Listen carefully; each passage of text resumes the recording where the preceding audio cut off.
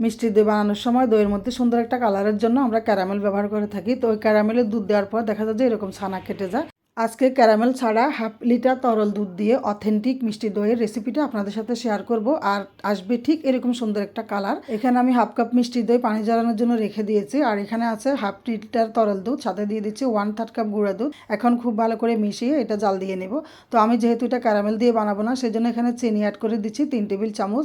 চিনিটা আপনারা আপনাদের স্বাদ অনুযায়ী অ্যাড করবেন। এরপর দুধটা চুলায় বসানো থেকে শুরু করে গড়ি দেখে মোট 10 মিনিট জাল করবেন। এই যে দেখুন আমার ক্যারামেলটা কিন্তু ছানা কেটে গেছে। এটা কিন্তু আর দুধের মধ্যে ব্যবহার করা যাবে না। তো আমি এখানে অরেঞ্জ ফুড কালার খুবই সামান্য ব্যবহার করছি। আর অরেঞ্জ ফুড কালার 1 ফোঁটা দেওয়ার পর দেখুন দুধের কালার পুরোটাই ক্যারামেলের মতো হয়ে গেছে।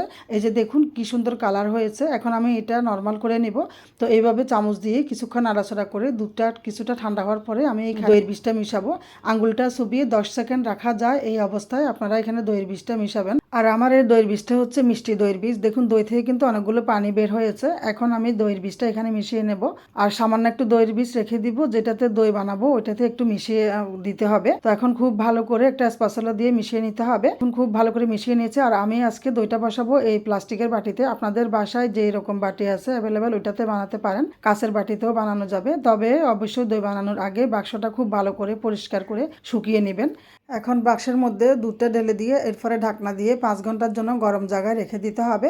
আমি রান্নাঘরে রেখেছি, যেহেতু আমি এখন রান্নাবান্না শুরু করব। তো রান্নাবান্না শুরু করার আগে আমি দইটা বসিয়েছি। চুলায় রান্নাও হচ্ছে, এদিক দিয়ে দইটাও কিন্তু জমে যাবে।